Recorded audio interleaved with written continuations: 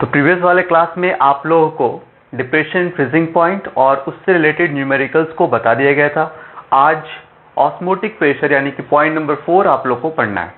Osmotic pressure पढ़ लेने से पहले आपको छोटे छोटे कुछ पॉइंट्स को पढ़ना पड़ेगा, जैसे कि semi permeable membrane, osmosis.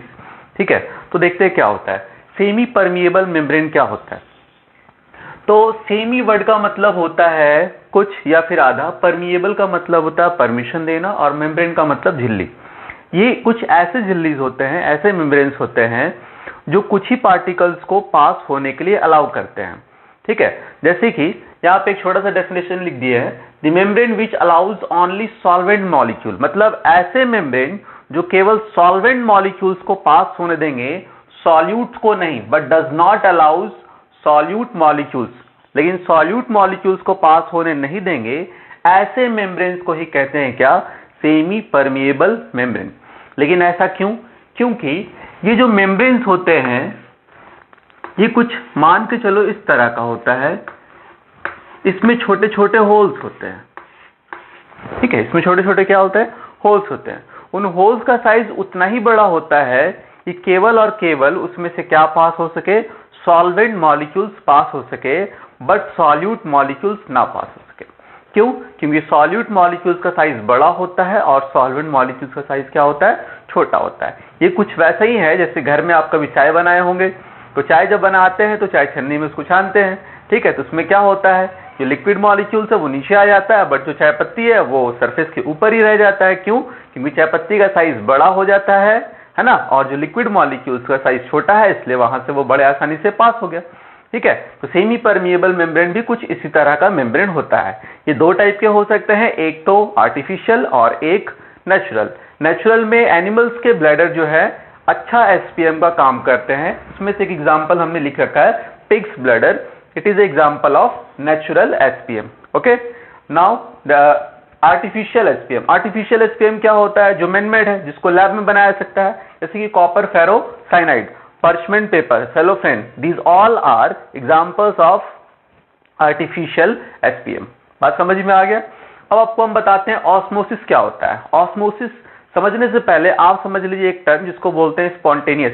Spontaneous का मतलब होता है कि जो भी प्रोसेस खुद से हो या अपने आप हो, जहां पे किसी एक्सटर्नल प्रेशर या एक्सटर्नल फोर्स का रिक्वायरमेंट ना हो, वैसे प्रोसेस को बोलते हैं क्या? Spontaneous process. तो देखिए यहाँ पे हम ऑस्मोसिस फेनोमेनन को समझाते हैं। क्या होता है ऑस्मोसिस? देखिए यहाँ पे क्या है कि हमने एक कंटेनर ले लिया, इस कंटेनर को सेपरेट कर दिया विद द हेल्प ऑफ क्या? एसपीएम, यानी कि सेमी परमिएबल मेम्ब्रेन। इस तरफ हमने ले लिया सॉल्यूशन, ध्यान रखिएगा, इस तरफ हमने क्या ले लिया? सॉल्यूशन, और इस तरफ हमने क्या ले लिया? Solvent, pure solvent. ठीक है, तो एक चीज तो आप लोग हमेशा जानते हैं, कोई भी चीज हमेशा हाई से लो की तरफ जाता है। तो यहाँ पे हाई कंसंट्रेशन किसका है? सॉल्वेंट का। बट इधर क्या होगा भाई? यहाँ पे क्या होगा? यहाँ पे दोनों चीजें, सॉल्यूट भी और क्या है? सॉल्वेंट है। यानी कि इस तरफ सॉल्वेंट का अमाउंट कम है और इस तरफ सॉल्वेंट का अमाउंट क्या है? ज्यादा है। तो सॉल्वेंट मॉलिक्यूल अपने आप हाई से किधर जाना शुरू करेंगे? लो की तरफ। फिर से बता रहे हैं, इधर सॉल्वेंट का कंसंट्रेशन ज्यादा है, इधर सॉल्वेंट का कंसंट्रेशन क्या है? कम है। तो सॉल्वेंट क्या होगा? हाई से लो की तरफ मूव करेगा, है ना। किससे पास होते हुए? एसपीएम से पास होते हुए। और इसी फेनोमेनन को नाम दिया गया है क्या? ऑस्मोसिस। देखिए डेफिनेशन में लिखा गया है, स्पॉन्टेनियस फ्लो। किसका फ्लो? सॉल्वेंट मॉलिक्यूल्स का। किससे पास होते हुए? एसपीएम से पास होते हुए। कहां से कहां तक? From pure solvent into the solution. Pure solvent से किधर जा रहा है? सॉल्यूशन के तरफ। तो इस फेनोमेनन को क्या कहा जाएगा? ऑस्मोसिस कहा जाएगा। इसका एक और डेफिनेशन लिखा जा सकता है, जैसे कि मान लीजिए हमने एक और कंटेनर लिया और उसको सेपरेट कर दिया विद द हेल्प ऑफ क्या? Semi permeable membrane. और इस तरफ हमने ले लिया कॉन्क सॉल्यूशन, और इस तरफ हमने ले लिया क्या? Dilute solution.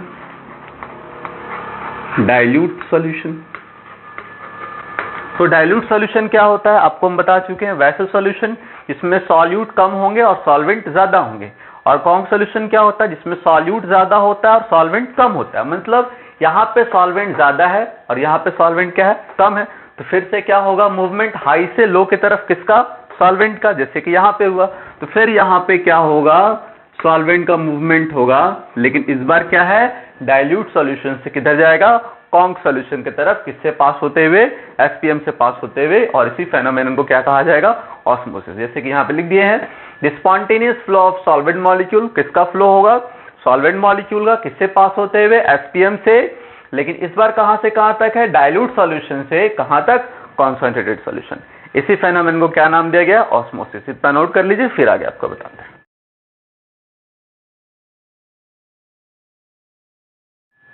तो ऑस्मोसिस और सेमी परमिएबल मेम्ब्रेन आप लोग को समझ में आ गया।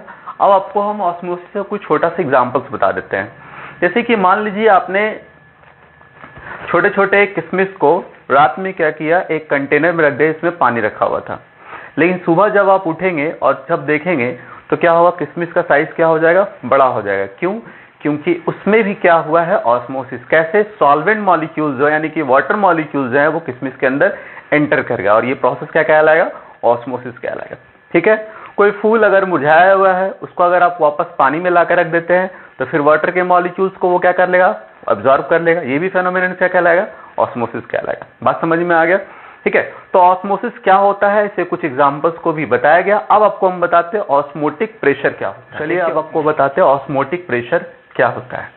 तो ऑस्मोटिक प्रेशर याद रखना बहुत इंपॉर्टेंट टॉपिक है, इसका डेफिनेशन भी आता है और कई बार इससे रिलेटेड न्यूमेरिकल्स भी बोर्ड एग्जाम में पूछे जाते हैं। देखिए ये फेनोमेनन आपको हम पहले समझा चुके हैं ऑस्मोसिस का। हम याद करिए थोड़ा देर पहले हम क्या बताए थे, हमने एक कंटेनर ले लिया, उसको सेपरेट कर दिया विद द हेल्प ऑफ क्या, सेमी परमिएबल मेम्ब्रेन। ये एक ऐसे मेम्ब्रेन है जो केवल सॉल्वेंट मॉलिक्यूल्स को अलाउ करेंगे क्या होने के लिए, पास होने के लिए। तो अभी क्या हो जाएगा, इस तरफ सॉल्यूशन रखा गया और इस तरफ क्या रखा गया, सॉल्वेंट, और इन दोनों को बंद कर दिया गया है। और इसके ऊपर जो लगाया है ये फ्रिक्शनलेस पिस्टन है, मतलब अगर ऊपर से प्रेशर पड़ा ये पिस्टन नीचे आएगा और नीचे से प्रेशर पड़ा तो ये पिस्टन ऊपर जाएगा, और दोनों तरफ उसी तरह का पिस्टन लगा दिया गया है। याद रखना दोनों के तरफ सेम प्रेशर पड़ रहा है अभी, है ना, और कोई एक्सटर्नल प्रेशर हम नहीं लगा रहे दोनों की तरफ। तो क्या होगा, ये मूवमेंट स्टार्ट हो जाएगा, सॉल्वेंट का मूवमेंट किधर स्टार्ट हो जाएगा, सॉल्यूशन की तरफ, और इस प्रोसेस को क्या बोलेंगे, ऑस्मोसिस। क्या बोलेंगे, ऑस्मोसिस। लेकिन ऑस्मोसिस को रोकना है, क्या करना है, इसको रोकना है। तो क्या करना पड़ेगा, अगर हम सॉल्वेंट की तरफ प्रेशर लगाते हैं, ठीक है, सॉल्वेंट की तरफ प्रेशर लगाते हैं तो ये मूवमेंट और ज्यादा क्या हो जाएगा, स्पीड हो जाएगा और जल्दी जल्दी होने लगेगा ये प्रोसेस। लेकिन अगर आप सॉल्यूशन की तरफ लगाते हैं तो ये मूवमेंट क्या हो जाएगा, रुक जाएगा। मतलब आपने इस तरफ प्रेशर लगाया और ये प्रेशर क्या है, एक्सटर्नल प्रेशर है। EXT का मतलब क्या हो गया, याद रखिए लिखा हुआ क्या है यहाँ पे, EXT का मतलब एक्सटर्नल प्रेशर, मतलब उसके तरफ ज्यादा प्रेशर लगाया जा रहा है, वो भी बाहर से। ठीक है, तो जितना आप एक्सटर्नल प्रेशर लगाते हैं, है ना, मिनिमम ध्यान रखना है, मिनिमम प्रेशर लगाना है, उतना ही प्रेशर लगाना है कि ये मूवमेंट क्या हो जाए, स्टॉप हो जाए। इसी मिनिमम प्रेशर को कहा जाता है क्या, ऑस्मोटिक प्रेशर। यानी कि हम कह सकते हैं डेफिनेशन में कि the minimum extra pressure, the minimum, है ना, एक्स्ट्रा प्रेशर जो किस तरफ अप्लाई करना है, सॉल्यूशन की तरफ, which must be applied, which must be applied, किधर अप्लाई करना है, to the solution side,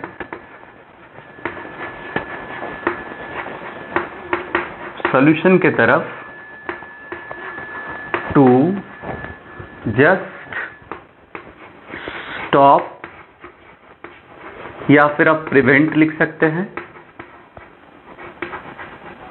stop या फिर प्रिवेंट, दोनों में से जो अच्छा लगे लिख सकते हैं।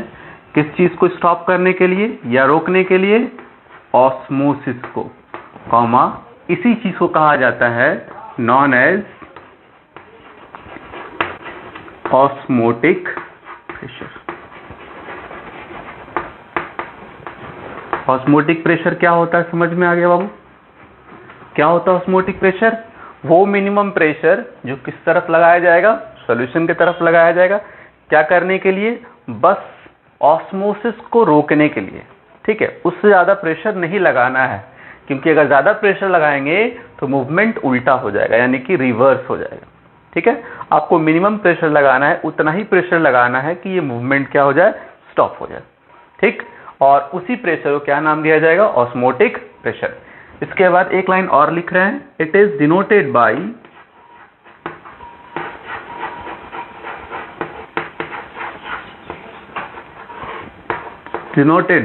पाई।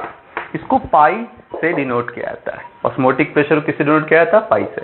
लेकिन ध्यान रखना है, पाई का वैल्यू आप 22/7 नहीं रख सकते हैं, क्योंकि ये मैथमेटिकल टर्म में यूज होता है। केमिस्ट्री में आप पाई का वैल्यू अभी 22/7 नहीं रख सकते, ठीक है। इसका अपना वैल्यू होगा और उसको कैलकुलेट करने के लिए फॉर्मूला अप्लाई करना होगा, जो थोड़ा देर में आपको बताते हैं। इतना नोट कर लीजिए।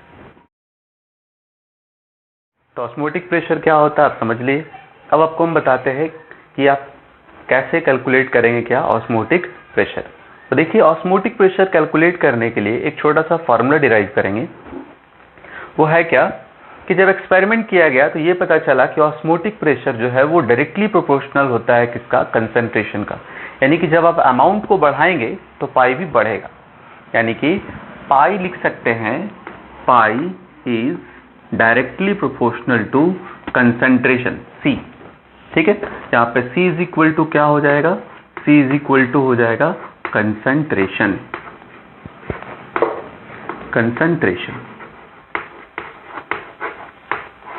ठीक है। अब ये हम लाए कहां से? ठीक, तो देखिए आपको हम बताते हैं कहां से लाए। आप लोग क्लास 11 में पढ़े थे बॉयल्स लॉ, और अब वहां बताया गया था कि pressure is inversely proportional to क्या होता है? वॉल्यूम होता है। ये आपको हम बताए थे। लेकिन एक चीज आपको ये भी बताया गया था वहां पे 11th में कि कंसंट्रेशन जो होता है उसका फॉर्मूला होता है number of moles of solute divide by क्या? वॉल्यूम। ये फॉर्मूला है, ठीक है। तो अगर मान लीजिए NB का वैल्यू 1 हो गया, NB का वैल्यू क्या हो गया? 1, तो कंसंट्रेशन इज इक्वल टू क्या लिख सकते हैं? 1/V लिख सकते हैं, ठीक है। यानी कि कंसंट्रेशन की जगह में आप क्या लिख सकते हैं? 1/V, या 1/V की जगह में क्या लिख सकते हैं? कंसंट्रेशन। यानी कि हम कह सकते हैं कि pressure is directly proportional to क्या? कंसंट्रेशन, क्योंकि 1/V की जगह में क्या रख दिया हमने? Concentration C। तो समझ में आ गया। ऑस्मोटिक प्रेशर भी एक तरह का प्रेशर है, तो यहाँ पे हम लोग इस चीज को अप्लाई कर सकते हैं। तो यहाँ से आपको समझ में आ गया कि pi is directly proportional to concentration. पहला बात समझ में आ गया। अब दूसरा पॉइंट है कि pi is directly proportional to temperature. ये भी सही है। कैसे? तो याद कीजिए गेल-लुसिक्स लॉ। गेल-लुसिक्स लॉ क्या बोलता है? Pressure is directly proportional to temperature, लेकिन वॉल्यूम क्या होना चाहिए? कांस्टेंट। यहाँ पे क्या कांस्टेंट होना चाहिए था? टेम्परेचर। और यहाँ पे क्या कांस्टेंट होना चाहिए? वॉल्यूम, है ना। क्या कांस्टेंट होना चाहिए? वॉल्यूम। तो प्रेशर यहाँ पे डायरेक्टली प्रोपोर्शनल किसका है? टेम्परेचर पे। तो उसी तरह ऑस्मोटिक प्रेशर भी एक तरह का प्रेशर है, तो हम लोग लिख सकते हैं pi is directly proportional to क्या? Temperature at constant volume. ध्यान रखना आपको, है ना। तो जब हम इक्वेशन 1 को, है ना, कंबाइन करते हैं किसके साथ? 2 के साथ, तो हम लिख सकते हैं ऐसे, combining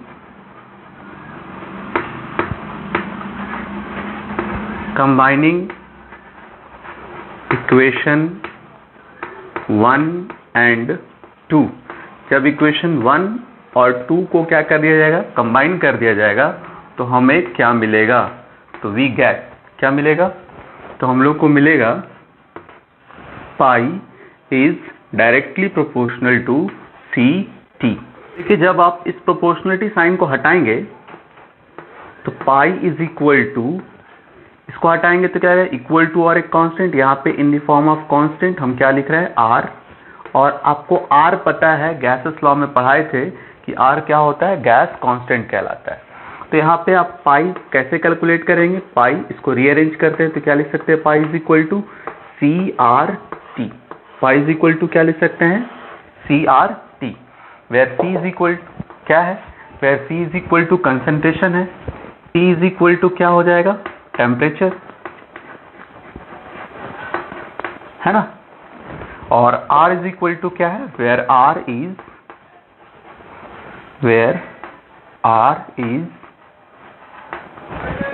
is constant of proportionality, constant of proportionality.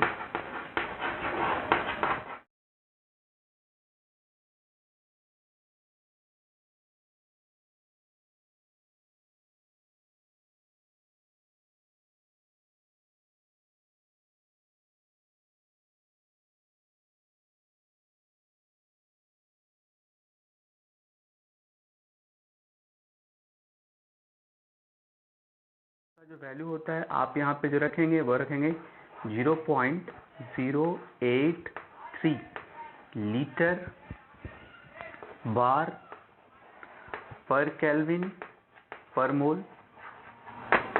है ना। और एक वैल्यू होता है R का, वो क्या होता है 0.082 लीटर एटीएम पर केल्विन पर मोल। ठीक है, नोट कर लिया। नोट कर लिया आप लोग। तो इसके बाद अब आपको हम बताते हैं कि कैसे आप कैलकुलेट करेंगे क्या मोलर मास किसी ऐसे सॉल्यूट का जिसके बारे में आपके पास कोई इंफॉर्मेशन नहीं है, लेकिन किसको यूज करके, ऑस्मोटिक प्रेशर की इक्वेशन को यूज करके। तो देखिए, वी नो दैट, थोड़ी देर पहले आपको बताया गया, क्या बताया गया कि पाई जो होगा उसका वैल्यू क्या होगा, pi is equal to CRT, where C is equal to concentration था, T is equal to temperature था, R is equal to gas constant था। अब C जो है कंसंट्रेशन, इसका एक फॉर्मूला आपको हम बताए थोड़ा देर पहले। इसका फॉर्मूला क्या होता है, number of moles of solute. B का मतलब क्या हो गया, solute dissolved in a given volume of solution. ठीक है, वॉल्यूम। तो C की जगह में क्या रख लिया हमने, NB/V। क्यों भाई, क्योंकि कंसंट्रेशन जो है इसका फॉर्मूला होता है number of moles of solute divide by volume of solution. ठीक है, डिवाइड बाय क्या होता है, वॉल्यूम ऑफ सॉल्यूशन। ध्यान रखना है कि volume should be in litre, volume जो है वो लीटर में होना चाहिए। अब आगे बढ़ते हैं, हमको क्या कैलकुलेट करना, मोलर मास। तो NB इज इक्वल टू क्या लिख सकते हैं, याद कीजिए, WB बाई क्या, MB। और वॉल्यूम तो अपने जगह में है भाई, लीटर में, इंटू R इंटू यहाँ पे T लिख दी। ठीक है, आप इंटू लगा सकते हैं इनके बीच में, कोई दिक्कत नहीं है। तो MB इज इक्वल टू क्या हो जाएगा, MB इज इक्वल टू हो जाएगा, इधर ले जाएंगे तो WB into R into T by क्या हो जाएगा, बाई हो जाएगा pi into V, and volume should be in litre. ठीक है, बात समझ में आ गई। ठीक है, जहां पे where MB is equal to क्या है, where MB is equal to molar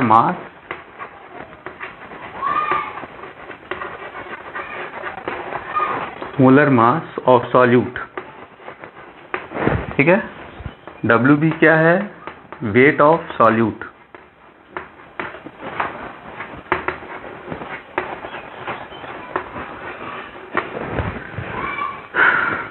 T क्या है, टेम्परेचर। ध्यान रखना है टेम्परेचर को हमेशा केल्विन में कन्वर्ट करेंगे। ठीक, V क्या है, वॉल्यूम है। वॉल्यूम को ध्यान रखना है हमेशा आपको लीटर में रखना है। फिर उसके बाद R क्या है, R गैस कांस्टेंट। तो इस तरीके से आप क्या कैलकुलेट कर पाएंगे, molar mass of solute. Note तो नोट कर लिए। और पाई इज इक्वल टू क्या था, पाई इज इक्वल टू था ऑस्मोटिक प्रेशर।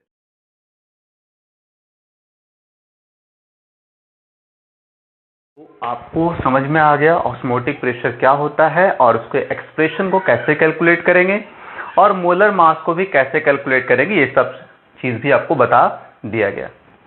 नोट में आप लिख लेंगे, और वो ये है, ये जो मेथड है the method of osmotic pressure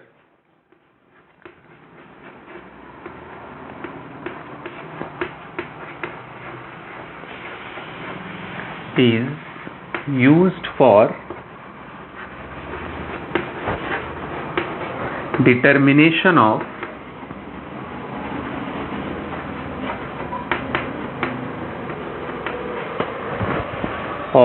molar mass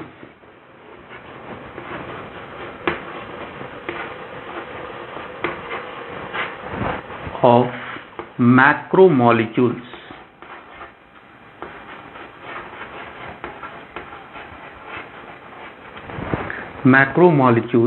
such as polymer, proteins, etcetera.